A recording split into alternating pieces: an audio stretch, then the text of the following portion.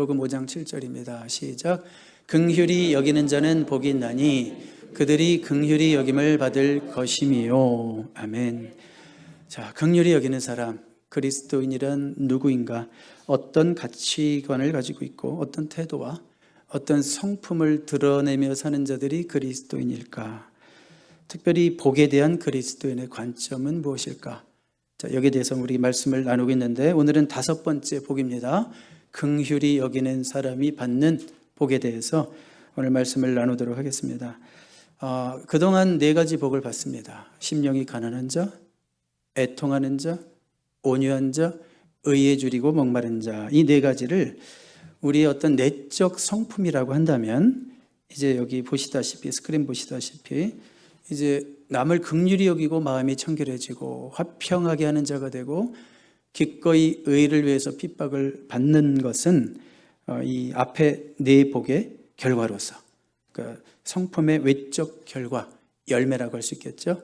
심령이 가난한 자가 나도 아무것도 아니고 나도 주님의 긍휼하심이 필요한 자인 것을 알기 때문에 남을 긍휼히 여길 수 있다, 그런 말씀이고, 애통하는 자는 무엇보다도 자신의 죄에 대해서 애통하기 때문에 우리 예수 그리스도의 의를 힘입어서 또 전가받아서 마음의 청결함을 얻게 되는 것입니다. 또 마음이 온유한 자가 힘을 통제하면서 공동체를 화목하게 하고 화평하게 하는 자가 될 수 있겠죠. 의에 줄이고 목마른 자는 기꺼이 의를 위해서 핍박도 받을 수 있는 것입니다. 그 마태복음은 정말, 마태가 누구죠? 세리 출신이죠. 좀 쉽게 말하면 IRS 직원 정도 되겠죠. 오늘날로 따지면 아주 정확한 자신의 기질대로, 하나님이 주신 기질대로 마태복음을 기록하고 있고 구조적으로 너무 완벽하고, 또 마태복음을 이렇게 분석해 보면 5가지의 가르침 덩어리들이 있어요. 그 중에 5장, 6장, 7장을 우리가 The Sermon on the Mountain이라고 해서 산상수훈이라고 하는 거죠. 자, 이렇게 산상수훈도 그렇고 팔복도 그렇고 아주 정확하게, 아주 구조적으로 완벽하게 쓰여지고 있습니다. 자, 오늘은 이제 5번째 복, 긍휼히 여기는 자가 복이 있다 말씀하시는데, 우리 한번 첫 번째로 그러면 긍휼히 여긴다는 것이 어떤 의미인지 우리가 한번 분명히 생각하고 넘어가야 될 것 같습니다. 자, 긍휼은 영어로 보면 mercy라는 단어가 쓰이죠. 그러니까 자비라고 말해도 돼요. 긍휼, 자비. 자, 자비가 무엇인지 한 가지 예를 들어서 한번 설명해 볼게요. 나폴레옹에게 죄를 짓고 한 병사가 앞에 왔습니다. 그의 엄마가, 그 병사의 엄마가 나폴레옹 황제를 직접 찾아갔어요. 직접 찾아가서 사정을 얘기합니다. 황제시여, 자비를 베푸소서. 제 아들은 당신의 자비가 필요합니다. 그랬을 때 나폴레옹이 이런 지하에 거절을 했습니다. 당신의 아들은 자비를 받을 자격이 없소. 당신의 아들은 자비를 받을 자격이 없소. 그랬을 때 엄마가 뭐라고 얘기했냐면, 압니다. 그래서 황제님께 자비를 구하는 것입니다. 자, 자비가 무엇인지 알 수 있겠죠? 받을 자격이 없죠. 받을 만한 자격이 없는 자에게 베푸는 호의가 자격이에요. 압니다. 그래서 자비를 구하는 것입니다. 이렇게 얘기하는 것입니다. 자, 그런데 여러분, 자비라고 하는 것이 한 가지 오해는 하지 말아야 돼요. 우월한 자가, 열등한 자를 향해 가지는 동정심이 아닙니다.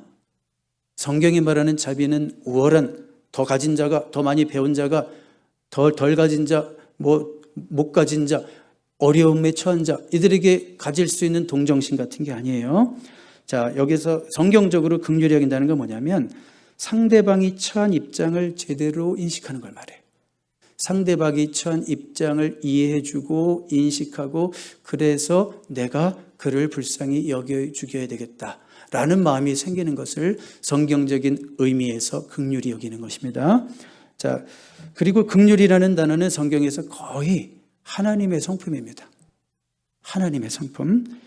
예를 들어서 에베소서 2장에 보면 이런 표현이 있어요. 긍휼에 풍성하신 하나님. 긍휼에 풍성하신 하나님이, 우리는 죄 가운데 죽을 수밖에 없는데 우리의 이런 입장, 처지, 형편을 아시고 우리의 죄를 용서해 주셨고 형벌에서 피하게 해 주셨고 우리 입장을 아시고 행하셨다, 그런 뜻이에요. 주님이 주님의 우월함을 과시하면서 내가 너를 불쌍히 여겨주실게, 그런 개념이 아니라 내가 너희들의 입장을 분명히 안다. 너희들이 그럴 수밖에 없는 처지인 것을 내가 안다. 그래서 내가 너희를 긍휼히 여겨주겠다. 이런 의미의 긍휼입니다. 자, 긍휼이라는 것이 하나님의 성품이라면, 하나님의 자녀라면 우리 하나님의 성품을 닮아야 되겠죠? 그렇죠. 자녀는 부모를 닮아야 돼요. 그래서 우리가 하나님의 자녀라면 반드시 그 하나님의 성품, 긍휼에 풍성하신 하나님의 성품을 우리도 가져야 합니다. 아멘이죠? 자, 그러면 긍휼히 여기는 것에 한 가지 이제 신뢰를 소개하도록 할게요. 다음 스크린 보여주시면 여러분 뭐 너무 많이 들으셨을 거예요. 긍휼히 여김의 신뢰로 우리가 누가복음 10장에 나오는 선한 사마리아인의 비유를 보게 돼요. 이 이야기를 통해서 성경적인 긍휼의 세 가지 원리를 한번 보겠습니다. 자, 한번 첫 번째로 볼까요? 첫 번째로 긍휼이라고 하는 것은 누군가의 필요를 보는 것입니다. 긍휼은 누군가의 필요를 보는 것입니다. 자, 우리 한번 누가복음 10장 31절, 32절, 33절 여기 보시면 우리가 여기서 이제 세 부류의 사람을 보게 됩니다. 그렇죠? 제사장이 나오고 또 레위인이 나옵니다. 제사장이랑 레위인은 한마디로 얘기하면 대표적 종교인이다. 21세기 언어로 쓰면 교회 제일 열심히 다니는 사람, 혹은 뭐 직분자 이렇게 얘기하셔도 돼요. 그리고 어떤 사마리아 사람이 나오죠. 자, 사마리아 사람은 누구냐? 대표적으로 교회 밖에 있는 사람이다. 저 교회 안에 있는 제사장 레위인이 제일 싫어하는 왼수들이다. 이렇게 일단 생각하시면 됩니다. 자, 그런데 한 사람이 어려움을 당했죠. 우리 30절 읽진 않았어요. 어떤 사람이 예루살렘에서 여리고로 내려가다가 강도에서 막 매를 맞아 죽게 되었잖아요. 자, 도움이 필요한 사람을 보기는 다 봤죠. 제사장도 보고 레위인도 보고 사마리아 사람도 봤습니다. 그런데 제사장과 레위인은 보고 피하여 지나갔습니다. 보고 피하여 지나갔어요. 무슨 얘기일까요? 귀찮다는 얘기고 또 어쩌면 갈등조차 안 했다는 거예요. 봤어요. 그냥 지나갔어요. 오직 한 사람만이 불쌍히 여겼어요. 필요를 봤어요. 불쌍히 여기는 마음, 유일하게 한 사람이 그렇게 봤어요. 여러분, 여기 특별히 제사장과 레위인을 한번 생각해 봐요.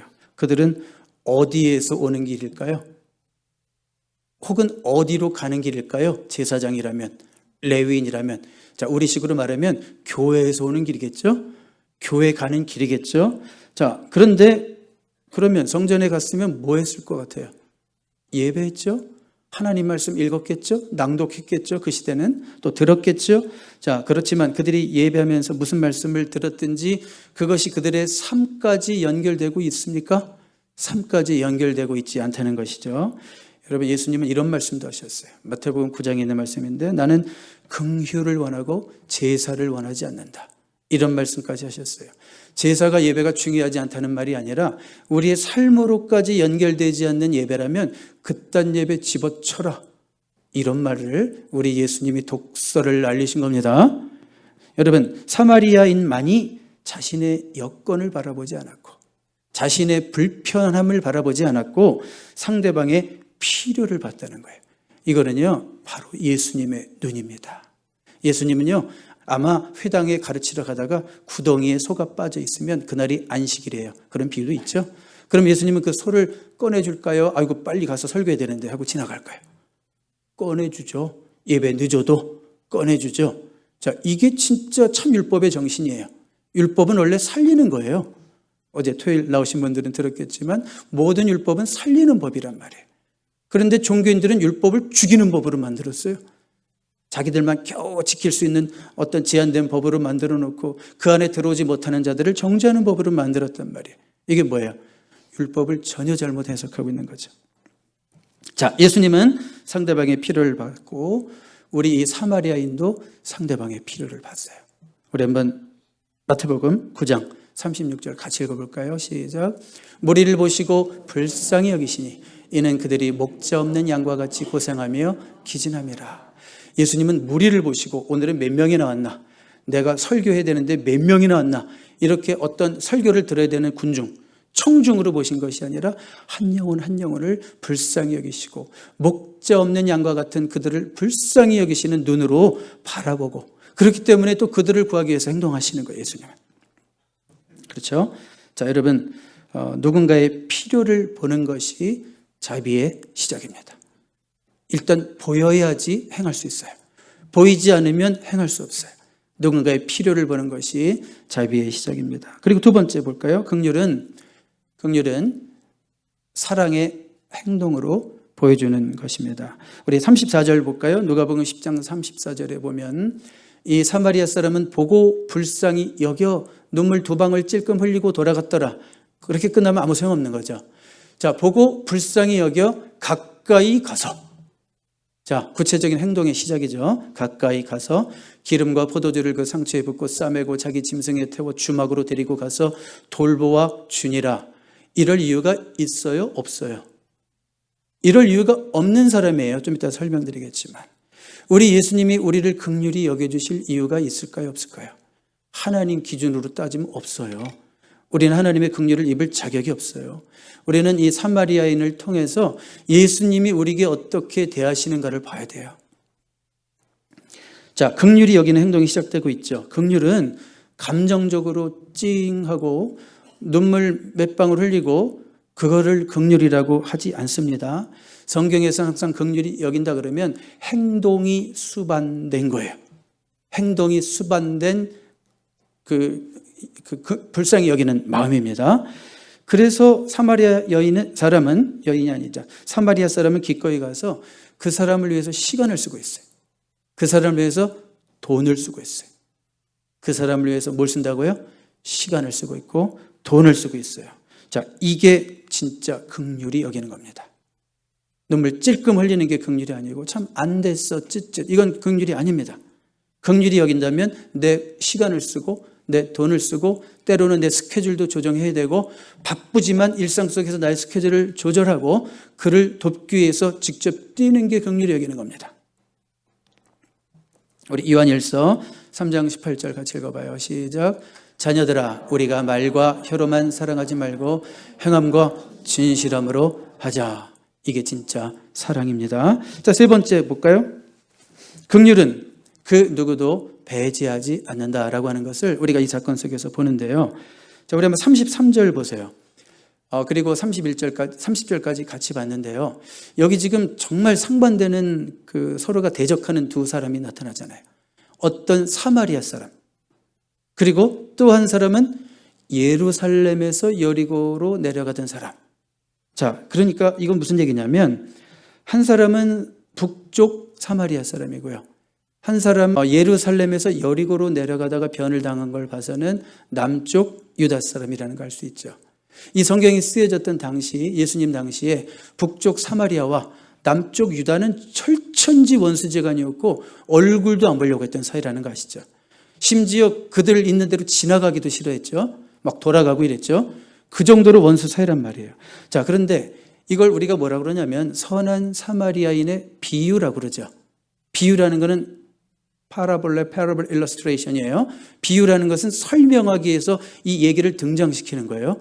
이 사건이 역사적일 사실일 필요는 없어요. 비유기 때문에. 그렇지만 분명한 건 뭐예요? 예수님은 긍휼이 무엇인지 설명하기 위해서 들고 계신 거예요. 의도적으로 원수지간인 사마리아 사람과 그리고 유다 사람들을 등장시켜서 사마리아 사람이 유다 사람을 돕는다고? 그건 뭐예요? 성도가 실천해야 될 자비로운 행동이 어떠해야 할지를 정말 가르쳐 주시고 싶은 거죠. 우리 예수님은. 그렇죠? 우리가 베풀어야 될 긍휼이 어떠해야 되는지를 가르쳐 주시고 싶은 거예요. 여러분, 우리는 누군가에게 긍휼을 베풀길 원하지만 어떤 이는 배제할 수 있어요. 어떤 특정한 그룹은 안 되고 저 죄인 부류는 안 되고 이렇게 미리 선을 굴 수가 있어요. 우리는. 그렇죠? 왜 그럴까요? 우리는 사람들을 대할 때 옳고 그름이라는 기준으로만, 율법적 잣대라는 기준으로만, 정의의 잣대라고 하는 기준으로만 접근할 때 우리도 그렇게 될 수 있습니다. 그렇지만 긍휼은 옳고 그름을 먼저 따지지 않습니다. 오해하지 마세요. 옳고 그름이 중요하지 않다는 얘기가 아니라 긍휼은 옳고 그름을 먼저 따지지 않는 율법적인 삶보다 상위 개념이라는 걸 기억하셔야 됩니다. 자, 긍휼히 여긴다는 것은 사실 인간의 상식으로 때로는 힘들 때도 하나님의 마음을 갖고 그에게 그렇게 대해주는 게 긍휼히 여기는 거예요. 이 마이클 그린이라고 하는 대단한 신학자의 책을 봤는데 이 구절에 대해서 몇 마디 안 써놨더라고요. 긍휼히 여기는 자는 긍휼히 여김을 받을 것이다. 이 대단한 신학자가 겨우 몇 마디 써놨는데 그중에 한 마디가 뭐냐면 긍휼히 여기는 자들은 율법주의자들이 결코 이해할 수 없는 행복을 소유한 자다. 율법주의자들이 결코 이해할 수 없는 행복을 소유한 자다. 여러분 이런 행복이 있으십니까? 누가복음 다시 말씀드리지만 긍휼히 여긴다는 것은 하나님의 마음을 갖는 것이죠. 누가복음 6장 32절 36절 우리 같이 읽어봐요. 시작. 너희가 만일 너희를 사랑하는 자만을 사랑하면 칭찬받을 것이 무엇이냐? 죄인들도 사랑하는 자는 사랑하느니라. 너희 아버지의 자비로우심 같이 너희도 자비로운 자가 되라. 네, 무슨 설명이 필요하겠습니까? 그렇죠? 자, 그런데 한 가지 주의해야 될 것을 말씀드리겠습니다. 지금 사마리아인의 비유를 통해서 세 가지 긍휼의 원리를 얘기했어요. 그렇죠? 세 가지. 긍휼은 먼저 누군가의 필요를 보는 것이고 사랑의 행동으로 보여주는 것이고 그 누구도 배제하지 않는다 그랬어요. 자, 이것들은 긍휼을 베푸는 자의 입장에서 본 거예요. 그렇죠? 내가 긍휼을 베푸는 자의 입장에 지금 서 있다면 이런 세 가지 자세를 가지고 원리를 가지고 살아라. 그런 얘기죠. 그런데 만약에 내가 지금 긍휼을 받아야 되는 입장이라면 다음 스크린 보세요. 셀프 긍휼은 안 됩니다. 내가 받아야 되는 입장이라면 셀프 긍휼은 안 됩니다. 이게 무슨 말일까요? 한번 설명을 드릴게요. 긍휼은 내가 나 자신에게 스스로 베푸는 게 아닙니다. 긍휼은 하나님이 우리에게 베푸시는 것이고 혹은 피해를 입은 자가 피해를 준 자에게 베풀 수 있는 관용, 용서 이런 걸 말하는 거예요. 이해하시죠? 그러니까 보세요. 자, 성경에 등장하는 여러분 바리새인과 세리의 기도를 한번 설명드릴게요. 바리새인 기도는 이미 틀렸으니까 하여튼 빼버리고 세리의 기도를 하나님 받으셨는데 세리는 한마디로 죄인이었죠. 그 시대적으로 봤을 때 최고로 악명 높은 죄인이란 말이에요. 자, 그런데 그가 계속 못된 짓을 하면서 다음과 같이 말하지 않았어요. 이제 이건 성경에 없는 얘기예요. 만약에 세리가 이렇게 얘기했다면 하나님이 나를 용서하셨는데 어차피 우리가 다 죄인인데 누가 나한테 돌을 던져? 세리가 이렇게 얘기했습니까? 세리가 이렇게 얘기한다면 이게 셀프 긍휼이에요. 하나님이 나를 용서하셨는데 누가 나한테 돌을 던져? 스스로 얘기하는 거. 만약 세리가 이렇게 말했다면 하나님은 세리를 긍휼히 여기시지 않았을 것입니다. 여러분, 우리 그리스도인들은요 정말 주의해야 될 것이 뭔가 하면 너무나 가벼운 회개. 이건 정말 주의해야 됩니다. 그리스도인들의 가벼운 회개에 세상이 분노해요. 세상은 그리스도인들의 위선을 제일 힘들어한다는 거 아세요? 설문조사 보세요. 뭐가 제일 힘드나? 그리스도인들이 왜 싫은가? 위선이 제일 힘들다는 거예요. 왜요?